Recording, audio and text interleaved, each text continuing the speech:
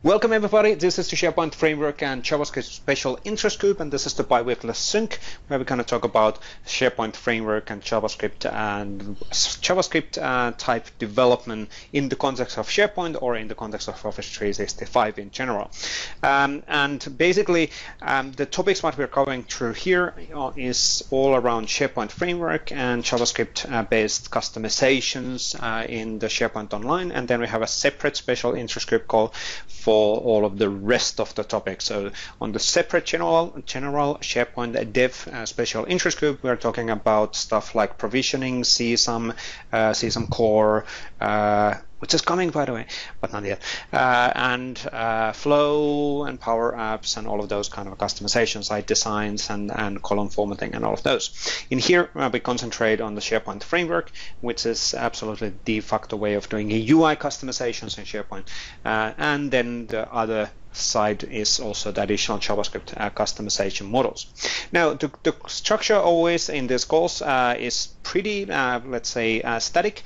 Well, not static, but we always go through quickly the engineering updates on the SharePoint Framework, and then we go through the actual updates on the open source projects. So that means PnP JS updates, Office 365 CLI updates, SPFx reusable controls, PnP Yeoman generator updates. If we have owners of these projects in the call, they will actually go through the slides. If we don't, we are going to go through the slides, whoever is presenting.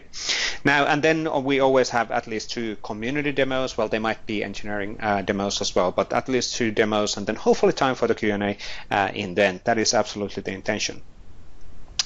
Now, good. So slides are working. I'm just double checking on that. I am in discussion what's actually happening there. Now let's actually move on the topics, and let me activate that slide. And here we go. So a few reminders, opportunities for participating on the PnP JS or PnP SPFx. Well, the SharePoint Framework and JavaScript Special Interest Group. So if you're interested in doing a live demo here, please reach out. Actually, technically, our next SPFx call is already fully booked, but we're looking into obviously booking you a 10 to 15 minute spot to do a live demo on showing something cool, showing your contribution, showing something what you've done for the community as an example. In the SPFx context or in the PnP JS context, or then contribute in a GitHub if you don't feel if you don't feel that you want to actually do a live demos in those calls. You can always contribute in a GitHub on the existing samples or provide new samples as well. And the most important thing, always provide feedback. So don't be the person who is just frustrated because something isn't working. Tell us what are you looking for, and use the community channels and also our SPDev GitHub issue list for telling if something is broken, so we can actually help you. That's super important as well. Now, moving on things, so this is the SharePoint Framework section where I will hand over in quotes the speaking turn to Vesa, which is also me.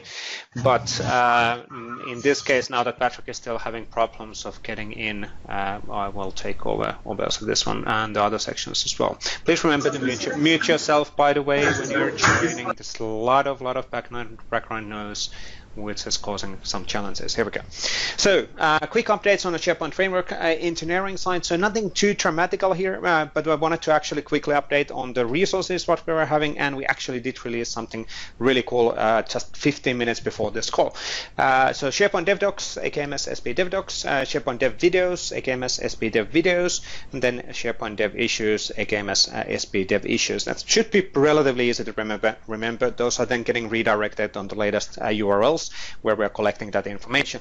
So that's the learn how to do SharePoint Framework development and see the demos of SharePoint Framework development, and then also report any developer-oriented issues. Please use the issue list which we have in a GitHub.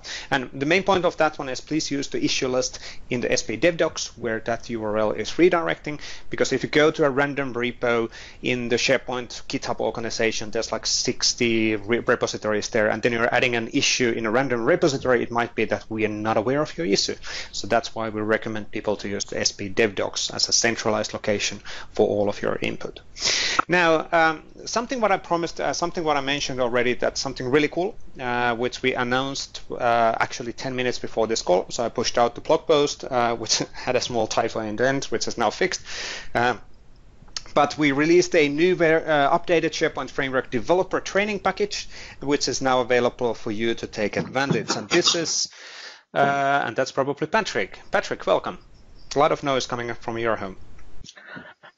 I can't mute yet because I'm waiting for Skype to catch up with the fact I finally got into the meeting. Okay, there we go.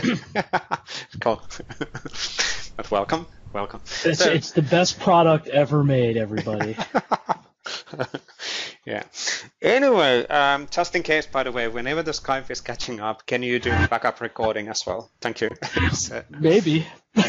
But I'm gonna mute you now because we're having a lot of background noise. So let's see. And somebody else is still causing a lot of background noise, so let me mute you as well. So there we go. So let me rephrase the slide. So we just released 10 minutes ago a new blog post where you will find 6 new completely re-recorded modules which are updated to the latest SharePoint Framework version. And this is basically covering the getting started on SharePoint Framework, building client-side web parts, working with web parts property pane, including showing how to use the PnP property pane controls, because those are extremely valuable for you.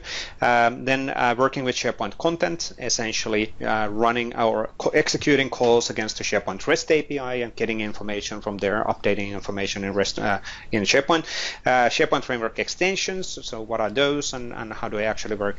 And then leveraging Microsoft Graph and third-party APIs. So what's really cool about this package is that we're now providing a set of videos for all of those modules. We're providing you hands-on labs. We're providing you demos for the modules and obviously the presentation. So you can either use this material to learn by yourself, but if you are actually a trainer, or if you are a senior team lead and you want to teach a material on or let's say SharePoint Framework development for your team members, you can absolutely use this material as well. So this is all for you to reuse any way you want.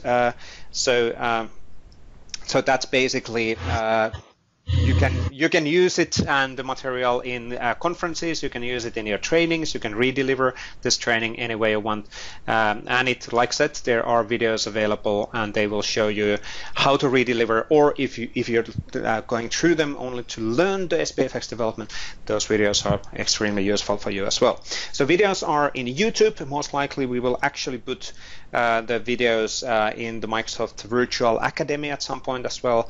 This is super fresh from the oven.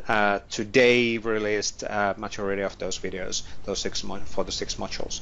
And I think we're looking into, I think it's roughly 45 minutes per module. 6 times 45 minutes is like 6 hours or 6.5 hours or something like that, if my math is even close correct. Now, so if you're looking into getting started, and this will be highly beneficial for you, and so have a look on that, give us feedback, and if something is missing, and obviously we keep on updating this material in a quarterly basis as well, and we will keep on adding new modules to this package as well, so everything should be up to date. And again, a reminder, please mute yourself. We once again got a background noise from somewhere. I can't find a reason for the background noise. Oh, there it is. Okay, thank you. Oh yeah, so Jonas' comment there. So technically it's not a typo, it's a reminder for myself to update that section, and I forgot about updating that because I was trying to get ready for this call. The section has been updated, but funny enough, and I'm pretty sad about this one, this is a sad story which I shouldn't tell.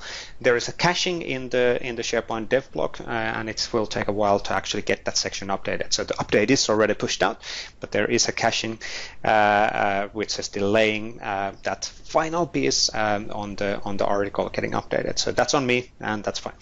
Now, take advantage of this one. Give us feedback. We will keep on evolving this. We need to know what you need. That's the super important thing to let us know. So anything related on which we should be improving around the SharePoint community work, the material, documentation, and all of that, please let us know, and we can actually address those. So unless we know, we do not know how we can help you. Thank you. Now, a quick update on the numbers. So on the SharePoint Framework side, obviously there was a big drop during holiday, which is completely understandable. There was a holiday break, and a relatively long holiday break, which was around 2 weeks. We were kind of in this Christmas and New Year section, and that obviously is causing the drop. But now we're back online, and it's pretty interesting to see that the growth on the left side, which is the usage per user, is completely linear from the perspective that we would be theoretically able to predict what's happening or where the numbers are by, let's say, end of June or something like that. But the usage is growing tremendously. The tenants' usage is growing tremendously. There's a growing interest of using SharePoint Framework and getting SharePoint Framework on the store. We are actively working on that one as well. So if you're an ISV or an individual developer, you are able to, in the future, to push stuff and your components to the app source and also to the actual store where people are able to then install them. Good. A quick comment on Amy's question. SPFx for beginners. That was the training package. The training package, which you're basically, which we announced, so AKMS SPFx training. This is really getting started. This is basics. This is not advanced. So you're able to catch on how to do that kind of a development, how to do a SharePoint framework. Now, the final thing, which I updated that slide. This slide. Just slightly, let's see if somebody can actually spot the section which I updated. It's more for smiles, but I didn't. There's no actual news since the 2 weeks ago. So the SharePoint, yes, Bunny is there. SharePoint Framework 1.8 is gonna go live for the first quarter of this calendar year. We're looking into. I would say it's gonna go for the last third of the first quarter, which basically then means roughly on March. But I can't give you an exact date at this point because obviously we have a target date, but we don't want to tell you that because so that you wouldn't actually take that as a promise, and if we delay for a week or two, you will feel bad. But it will be roughly on March timeframe, and I can't be more precise like that. The main point in the 1.8 is the development and GA, so public availability of Microsoft Teams tab development using SharePoint Framework. So we are currently executing a kind of a NDA preview program with some of our partners, making sure that everything is actually up to date and working properly, and it's going to be released as part of 1.8 if there's no last minute massive critical surprises. And then obviously the store thing is bubbling under SharePoint Framework library package support coming at some point. We already have plans for 1.9. You can predict that the 1.9 version will be roughly released. There is a few big conferences coming up on the later this spring. The SharePoint Conference 2019 being the most important one for SharePoint. So you can pretty much predict that 1.9 will be released right about that time frame. Is it before? Is it after? I can't promise anything at this point, but it's coming anyway. Updates are coming. Now, I think that's it for engineering updates. I will check if there was questions going on the Ion window which I missed, but let me give the lead back to Patrick now that you're in the call. Thank you. So quick updates across the PnP libraries, and we'll get to those demos that I'm certain Vesa mentioned earlier in the call. For the PnP JS client-side libraries, a 1.2.8 was released last Friday, so check that out, update if you get a chance. And we do continue beta releases pretty regularly, usually on Fridays, but sometimes midweek if we find an issue and are trying to help somebody out. So keep an eye out for those. A reminder, we're thinking about the 2.0 roadmap issues or roadmap planning. So if you have ideas for 2.0, so that's a good opportunity for us to make some breaking changes. Very much encourage your feedback. There's, I think, 4 now issues in the list marked with the roadmap label. You can certainly comment on those, or if you have your own ideas, absolutely welcome those as well. Just submit an issue, mention, it's a roadmap idea. We'll get it, make sure it gets labeled correctly, and include that in our planning. And we do not have a target date yet for that, so we're not in a super big hurry, but it'll be sometime in 2019. We'll probably do a 2.0 release. Just a reminder, if you're submitting issues, please do share as much as you can about the issues. I think we end up saying it a couple times a year, but we're starting to get a few issues that come in, and folks are just sort of saying, it's broke. I expected the call to work, right? And that's just not really enough detail for us to dive in and help you out and fix. So please share as much information, especially the actual code that's running can be a big help with us fixing the issues, because we want to help, and remember, you're coming to us and asking for help, and we want to help, but we definitely need enough information to be able to help. So give us as much as you can, and we'll help you out just as quick as we can on those issues. And I just wanted to, so I've learned recently that after saying for the last 2-3 years, there's I've been telling people if you need further help to please reopen the issue, and it has just come to my attention that apparently folks are unable to reopen the issues. So while this might seem like a very clever way for me to, quietly ask people to go away, that really was not the intent. And so sorry about that. So if you need further help with an issue that we've closed, please reopen. Open a new issue, and we'll be sure to get you sorted. So sorry about that.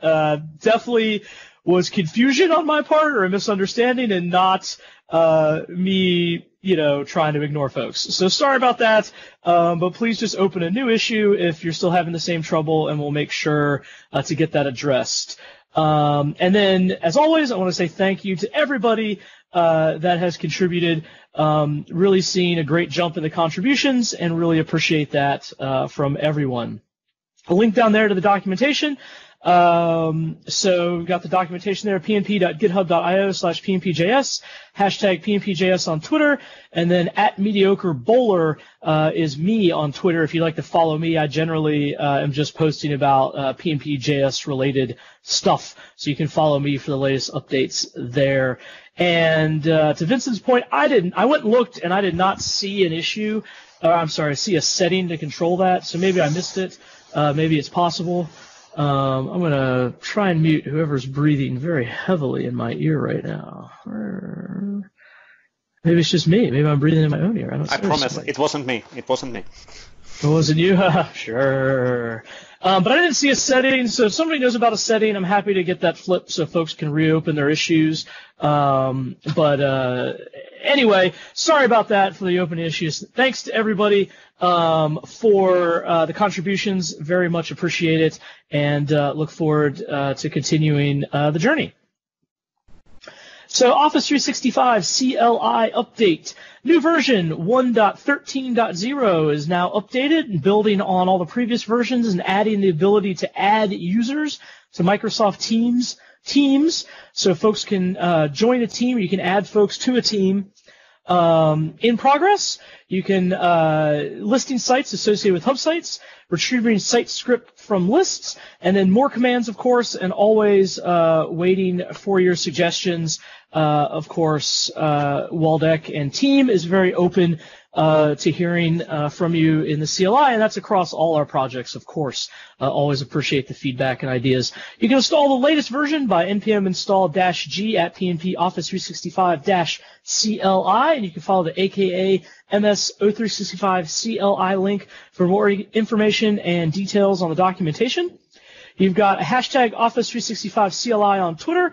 There's a Gitter channel, and as well that link to the documentation for the CLI. So if you haven't used the CLI, check that out. It's a great cross-platform solution for folks that maybe can't use PowerShell or prefer not to use PowerShell for whatever reason. So check that out. A lot of great capabilities, and it's a great place if you're looking for somewhere to get involved in the PnP program. It's a great place to jump in, as each command is fairly atomic, so you can work on a single command and really get that polished up.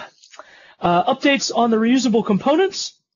No big update since the last call. We do have some issues out there and some things that will get worked on shortly. We've had folks have had some conflicting priorities and with things like real job. So that is been the focus for folks, but we'll be coming back and getting some updates in over the next couple of weeks for the reusable controls. But if you haven't checked these out, be sure to for your SPFx projects. It's really going to save you a whole ton of time. There's two sets of controls. The first are property controls.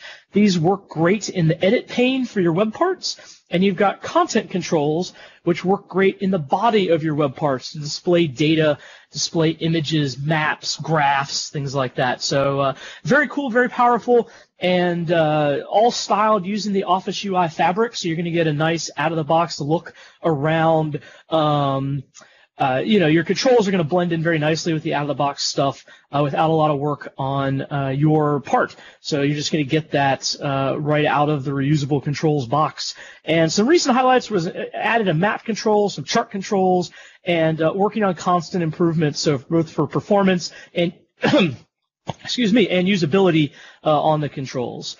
So definitely check these out. Two links down there at the bottom for more information. SPDevFX property controls and SPDevFX controls React. So be sure to check those out. They'll really help you out, speed up your SPFX development, and give you a nice polished look without you having to redevelop and recreate all that functionality.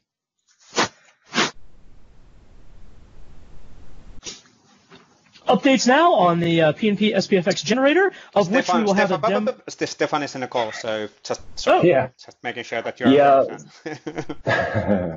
Today we released the version 1.6, and this has a lot of new capabilities. Like we already have a GOT task in there for the webpack bundle analyzer.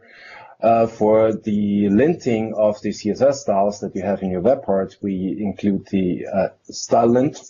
Which is a tool that's pretty popular in the web development world. And now you can actually do linting on your CSS and on your SAS files, to be more specific what you have in there.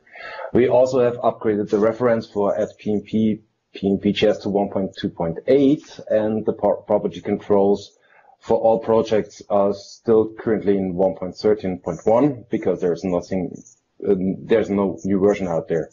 And especially for React.js projects, what we actually do is, thanks to the help of Andrew Connell and Voitanos, we now include directly presets for Jest unit testing of your React.js web parts.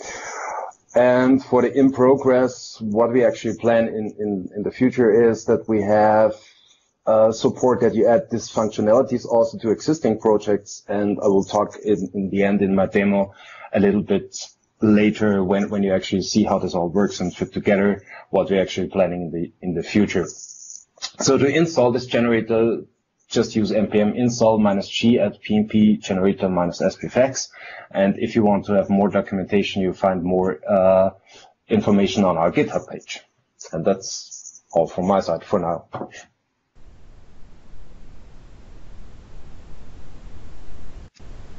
Okay, so jumping back in, we'll get to the demos. So very happy to get to the demos. Plenty of time for these. So David, if you are on the call and ready to go. Yes, sir. I will go ahead and share my desktop.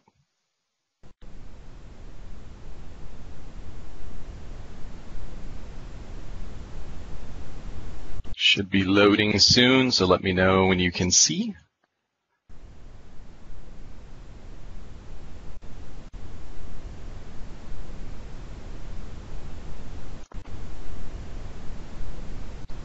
Should be seeing the bio pic here momentarily. Yep, looks good. Patrick, you see it? Dessa, you guys see it okay? I never see when folks share anymore because my Skype works perfectly. I got it. So. Yeah, Mesa's got it. So I should be okay. All right, fantastic. All right, so here's my contact information. I know a lot of you folks on here, so feel free to reach out to me if you have any questions. But let's jump right in. So today I'm going to demo how you can combine the SharePoint Framework and dynamic CSS, specifically on optimizing SPFx extension styles.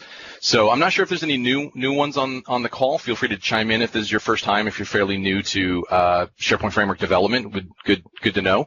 We're going to cover some of the high-level basics real quick, CSS versus Sass and some of that. We're going to see how within Sass you can have modules versus non-modules. And then specifically we're going to see how we can optimize those styles. So we're going to look at some targeted CSS hashless class name preservation. Boy, that's a mouthful, but it'll make perfect sense once we show it to you. Then we're going to see how we can optimize the bundling of our styles. Now, that sounds weird, what styles doing in JS. If you're new, that may sound kind of foreign, but we'll see exactly how that works. And then we're going to see how we can dynamically load those styles so that we're not overloading our client's browser. So what's the use case that we're going to use this strategy in? There's lots, but a few of them, and today specifically, we're going to see an application customizer extension. We're going to look at how we can utilize some pseudo styles. So pseudo styles, if that sounds unfamiliar to you, are styles that you use for things like hover and active. So we're going to highlight today how we can use shadows and glows. You can also use them for animations. The use cases, strategies where you can use them, list formatting, we'll see that today specifically, but you can also use them in your custom web parts, other extensions, aka specifically where you own the HTML. So we don't want to go creating styles, overwriting Microsoft styles. That's just going to lead to catastrophe. But anywhere you own the HTML, we can put into use a style global application strategy like we're going to see today. All right, so what is our use case? Well, here I've got a list of some PnP community members.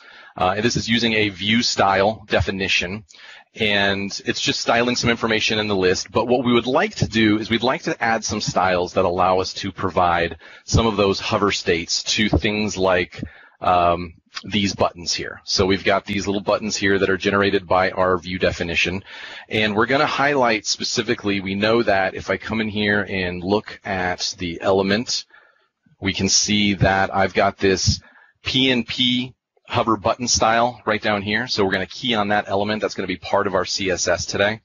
And we want to apply some nice effects. I'll let them mute. Thank you. We'll apply some nice effects to these when we hover over them, and we'll use an extension to do that. So let's go ahead and hop into Visual Studio Code. Now what we see is just a basic, very basic, out-of-the-box, scaffolded extension, application customizer extension. And over here in our styles folder, I've created a styles folder, we've got a collection of style files, some plain CSS, some Sass, some modular Sass, some non-modular, and we'll see what that means. So we're going to move through some of the basics real briefly, just for those that are maybe new, so you have a good foundational understanding. And we're going to start with our button shadows CSS. Now this is just a plain CSS file, and you can include plain CSS files in your extension if you'd like. Not the most robust, there's definitely some limitations, but all of our styles follow pretty much in this example the same concept. We've got things like section body, section header, site body, site header. As you can imagine, those are fairly basic names. It could very likely conflict with another third-party style or some other web part or some other extension. There could be a collision there, and so we'll see how we can fix that. Then we've got a little bit more of a verbose style here in our PnP button hover style, and this is specifically the one that we want to see applied to our list formatting definition, because we'd like to be able to see a glow or a shadow or something like that applied when we hover over it. So we'd like it to inherit that. So we'll jump back, and we're going to go ahead and just show how to import the plain CSS. So we'll go up into our import section, and we will just save. Now, pay attention to the dist folder right over here. For those that are new, when you create and import styles, they're actually going to become part of the generated JavaScript. And so that's what was just generated right here is our JavaScript, which will then insert those styles into the head. So if we come on over to the generated file and we do a search, then we see all of our styles now added. There's a lot more styles obviously in that file than I showed. I had most of them down to the bottom, and that'll be a point made here soon. But we see it's now included them. But this is just plain CSS. We don't really take advantage of the Sass. Again, what about our collisions? We might want to include variables. So obviously not the best option, but an available option. So let's go ahead and close our JS, and we'll go ahead and take a look at our non-module. SAS file. Now this is a little different in that because it is a SAS file, we're now able to utilize variables. So you can see I've created a variable here, very simple. These are very simple examples just to kind of illustrate the purpose. I've defined a shadow color, and then I've used this down here in my hover declaration. So that can be applied. And now these could come from other files. We can have multiple, much more robust architecture here. And so what we want to do is we want to now include this, replace the CSS. And so I'll just go ahead and paste in the importation. It's going to look pretty much identical with the exception of calling in the non-module, and I'll go ahead and save. Now when we generate this, and this gets generated, of course, what's going on in the background through my gulp serve is that it's being webpacked, and it's going to be generated again in here. So if I come back in and do another search on style, we can see that that's showing up, and we come down to our hover, and we can see that that color we were using is included because it was executing on the variable. So again, though, we have our problems where there could be a collision on these very basic named CSS class names. So we want to fix that. We want to take advantage of a more robust importation strategy, and that's where these modules come in. You'll notice the only differential between the name and the non-module and the module is a dot module. So we'll go ahead and include that. We'll replace these, and we're going to include both of them now. We're going to include both the the shadows and the glows, and we'll go ahead and click save. Now what's going to happen is it's going to do what's called hashing. It's going to add on a dynamic name to the end of our class names, so that way we don't actually have any collisions. So now if I come back in, and as soon as it's finished webpacking, which it has, go ahead and search for it. And now you see there's this mapping that occurs, right? So now what's actually being utilized is this hashed version of all of our styles. So great. So now there's no more collision necessarily. We see that they're here. Section body is now section body blah, right? So we don't have to worry about a collision.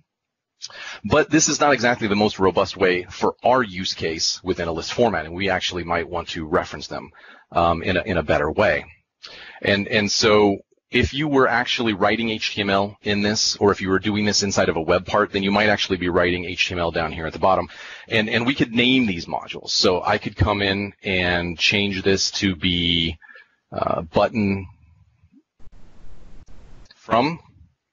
And now you can see that it's including it, and I can actually come in here and say styles, button shadows, dot, and it'll give me access to all those. So if I was writing HTML in here and needed to access those styles, that's a way I could do it. And there's some really good documentation, so I won't go too deep. This has all been very basic documentation or information that you can get already in the documentation, just good for some newbies. But in this case, in list formatting, we actually want to preserve maybe that more robust style name or class name that we saw inside of our modules files for shadows and buttons.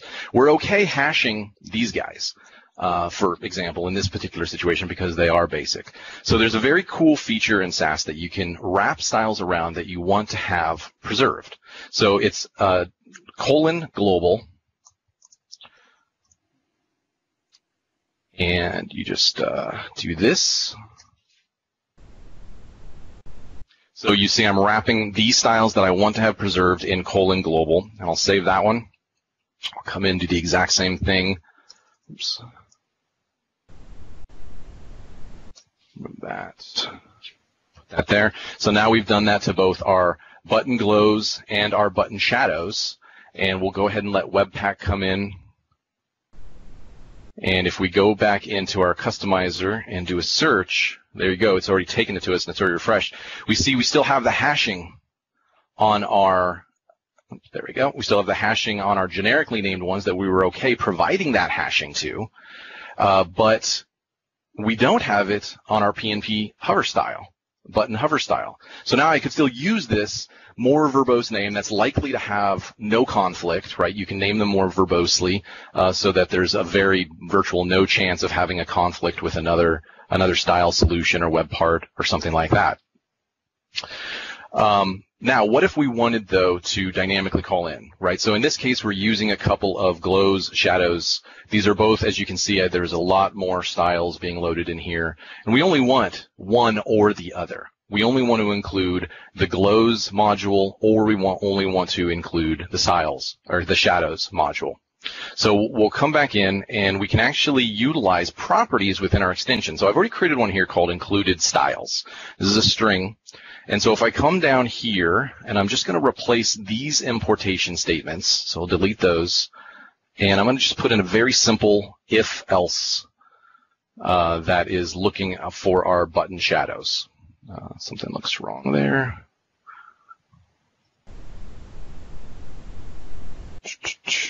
Go ahead and save that. There we go. Should be saving fine. And it's looking for whether or not I'm going to pass button styles or button glows. And the problem is that we can't actually do an import. It's giving an error in the wrong place, but it should be giving an error on the import here. So we could change that actually to require.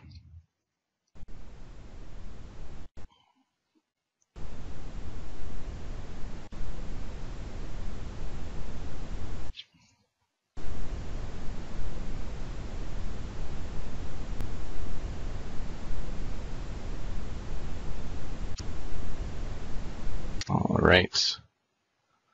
And as it webpacks, it's going to actually,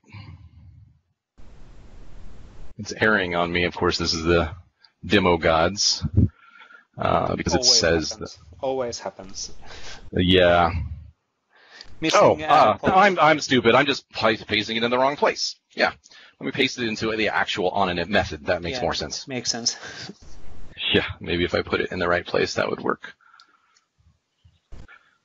Okay. And that's missing a sign in the require in both, actually. So closing off the CS quotes are missing. The last quote. Yes, thank you. Thank you. That's I must have removed that. Thank you. Okay, it's good. All right, a lot going on. Thank you. So now this is working fine, right? And it's packing. So if I you need one more, line 37. Oh yeah, you're right. Thank you. I don't know. There we go. 6-bit programming. So 165 persons programming together. This is pretty cool. Yeah, see, this is the power of the community, right? Exactly. Awesome. Exactly. Okay, so now it's included, and if we're to come into here, we can see that if I do a search here, we can see that it's still there. Everything's webpacked. We can see a new hash value there. But the problem is that it's twice the size. So this will actually work. If I were to go over and pass this property pass this value as a property, it will load one or the other, button shadows or button glows. But if we come over to our dist folder and reveal this in our Explorer and go here, we can see that it's still including both CSS or SAS collections of styles right here. And so we don't actually want to do that because we only want to load one or the other. It's only going to load one or the other, but it's still including it in the bundle. So there's a very cool feature called a TypeScript import expression. If we change these to import instead of require, and we save, let's pay attention to the distribution folder over here. What's going to happen is it's not going to split those out into multiple files. We've seen this done in a web part before, like when we've clicked on a button or something like that. But now you can see what's happened is it's split them individually into multiple files. So now if we come back to our dist folder here, we can see we've got much smaller, multiple files, much smaller, and these can then be called into the browser dynamically based on our value being passed in the property. Right, so let's take a look and see how that looks actually in the browser. So let's go back.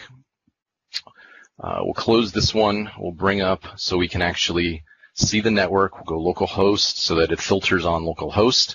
And what I've done is I've already pre-populated the arguments needed here to include those styles. So I've got included styles and button shadow. So I'm going to go ahead and refresh. It's going to let me know it wants me to authorize loading my scripts. So we'll say yes. And now we can see that it's loaded just the 0.0. for shadows. And if I hover over our warrior horse whisperer, Chris Kent, right, our buttons are working. We got myself, Bo the show, and now that's working. And it's only loading the 0.0. So we can go up and change that to glow. We'll change it to button glows. And we'll load the debug script. And now you can see it's bringing in 1.1.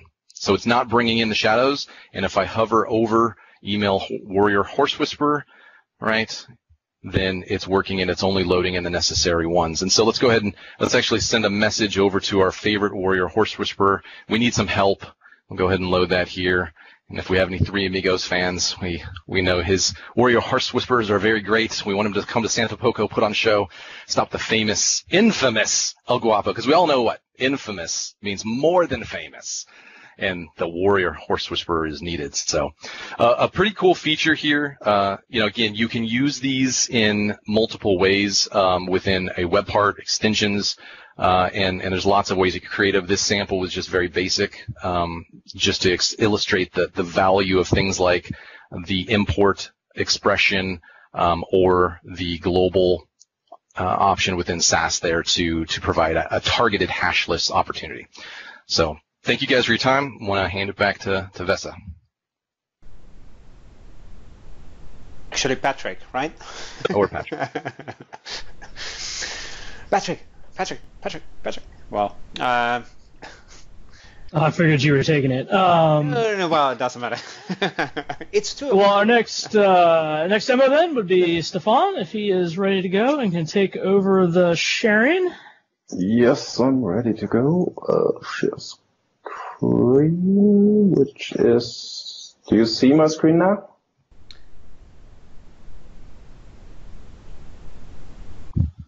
Do you see my screen? I don't, but I never do anymore, so I'll have to.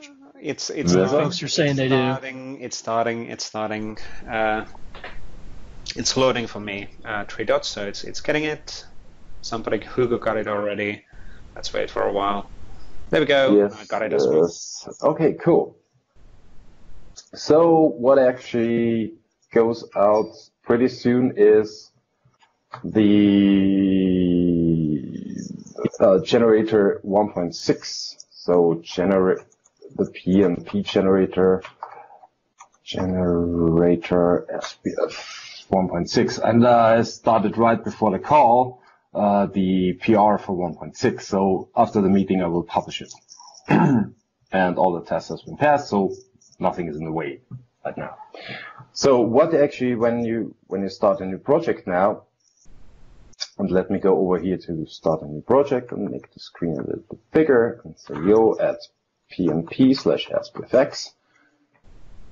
Then in this case, it still states it's the beta 3, but it's not because that's my version that I have installed and I haven't published it yet. So you have the handlebars web generator, you have the Vue.js generator, Angular elements is still in here. You have now the enhanced SPFx generators, the React.js, Knockout, and No Framework, but you don't have the default ones anymore because I will explain it in a bit why these enhanced SPFx generators in here. And now let me try start a new React.js project.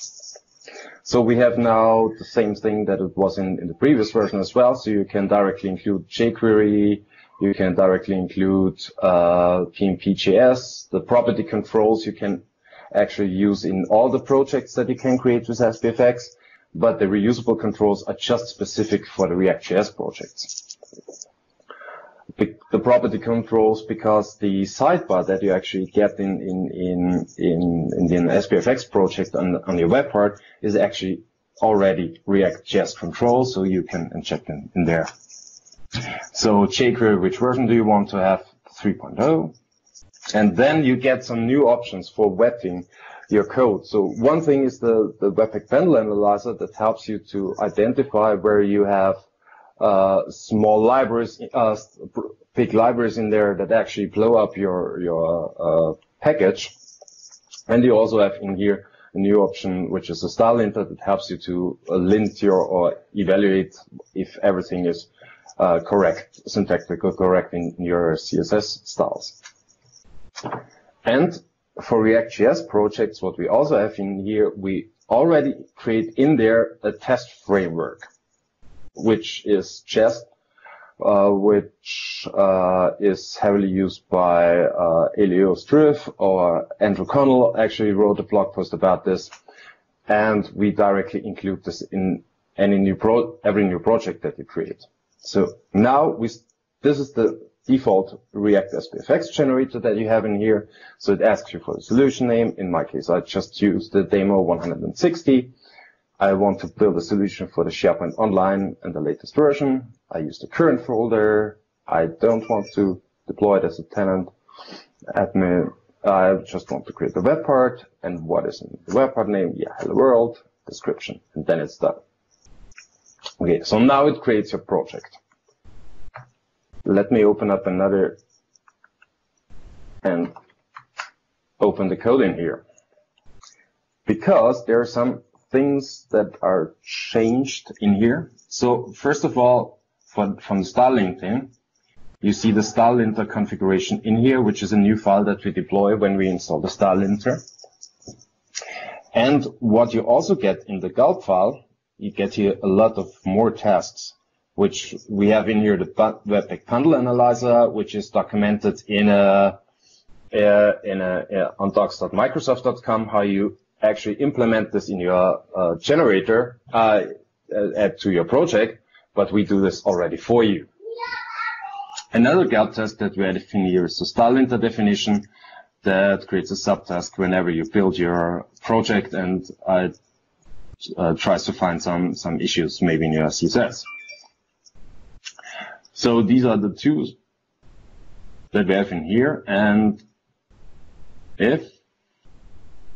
once the project has been created successfully, then you have some new references in here, the package JSON, which actually installs the Jest framework with the preset. Actually, what you need to have when you use Jest, you always need to target to a specific React version, and this is now targeted to React 16 because I said in my project I want to create a new SharePoint Online project that has the React 16 library included. And so you get everything ready to testing. For the Jest testing, actually, you have to deploy some additional files that we also do for you. So whenever you want to change your Jest configuration, you have here jest.config.json file, which says actually where is your root directory for your source code and which preset that it should be used. There is, in an upcoming SIG call, actually Andrew Connell explains a little bit more about the Jest integration and how we do the style, how we can unit test your generator. So let's run the project then. So I'm now in the demo. Yes, that's okay. Gulp serve and see this in action. So it starts up my workbench.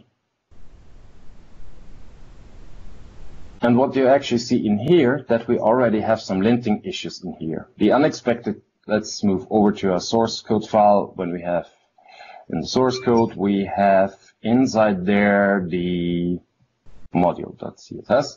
So we can now identify where these issues are. So in line 614, we actually have a 0, and with px, we can remove this safely because we actually, when you have a 0 unit, you don't need to have a unit next to it, and it saves some coding, some bits in your code, in your style code.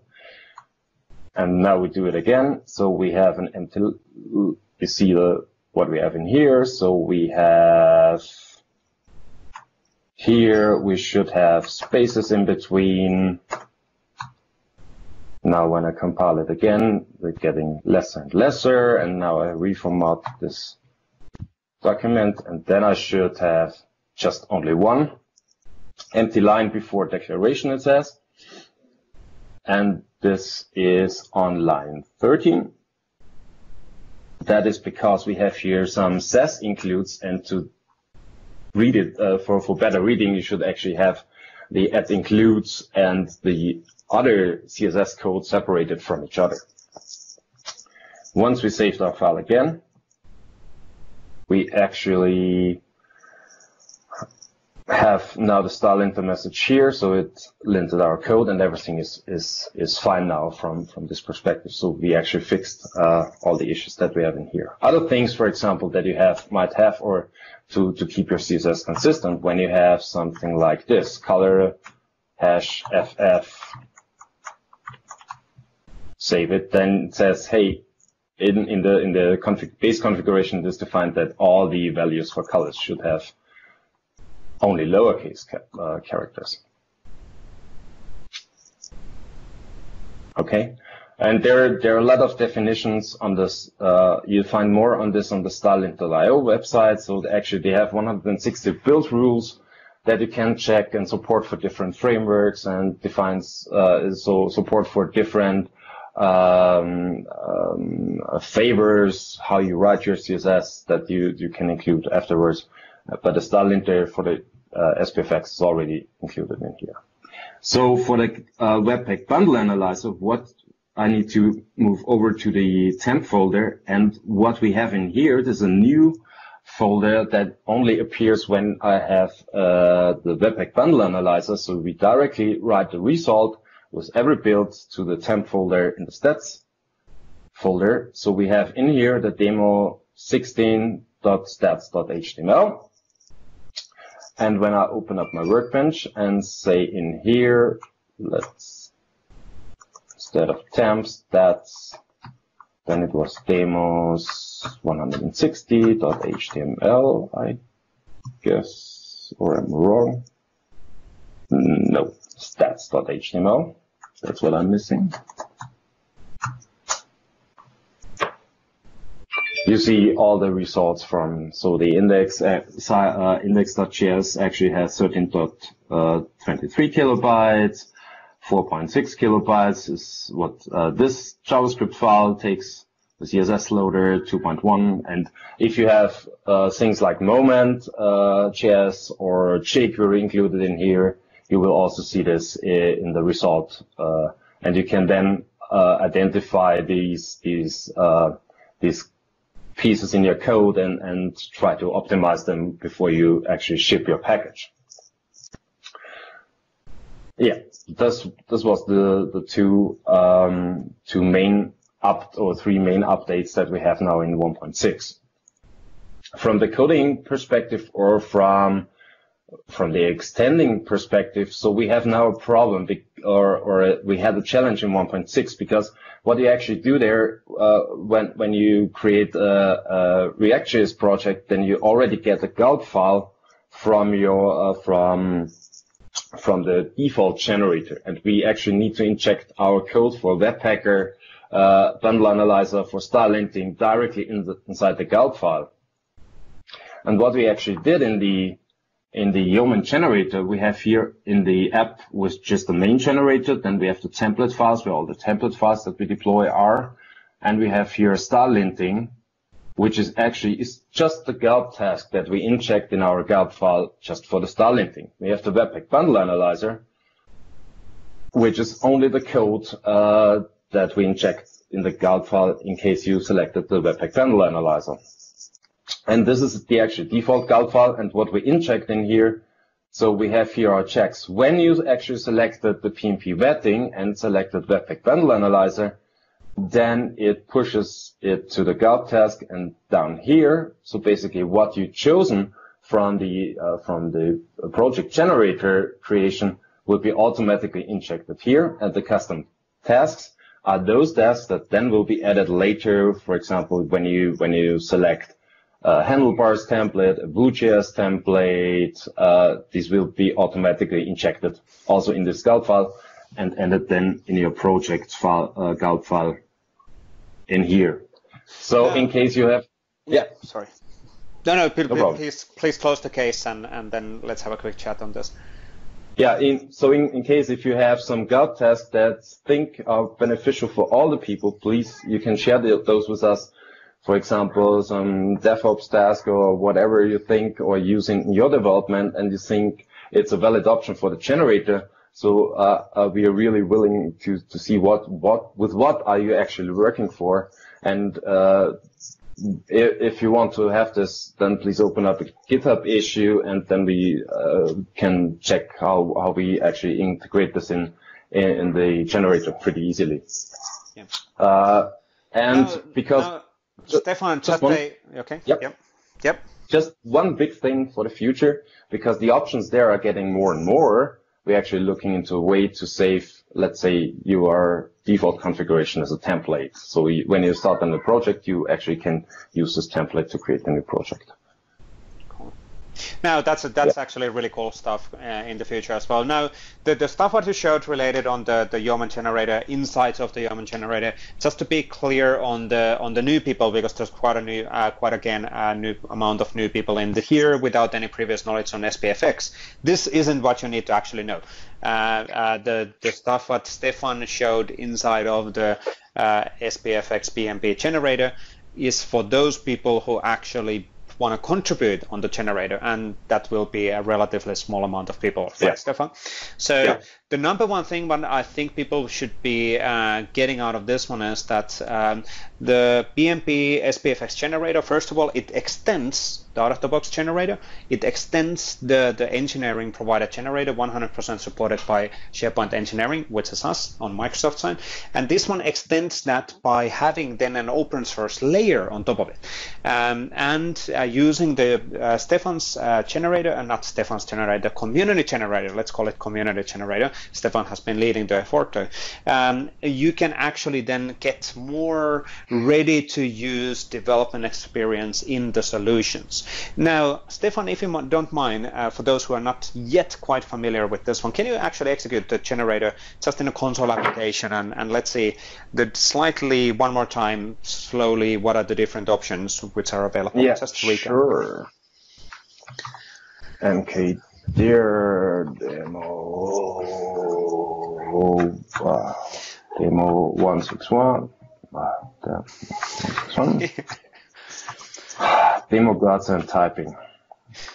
Yeah, it's hard to type when somebody's watching. No, wait.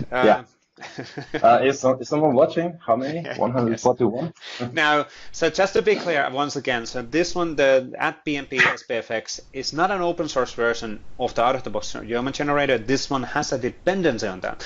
The whole point of this one is that now we as a community can individually extend the generator what we're using. So basically what you can do is always use this as your de facto generator when you produce your solutions, because this one actually is using the out-of-the-box generator under the hood, but it's offering decorated additional capabilities on top of it.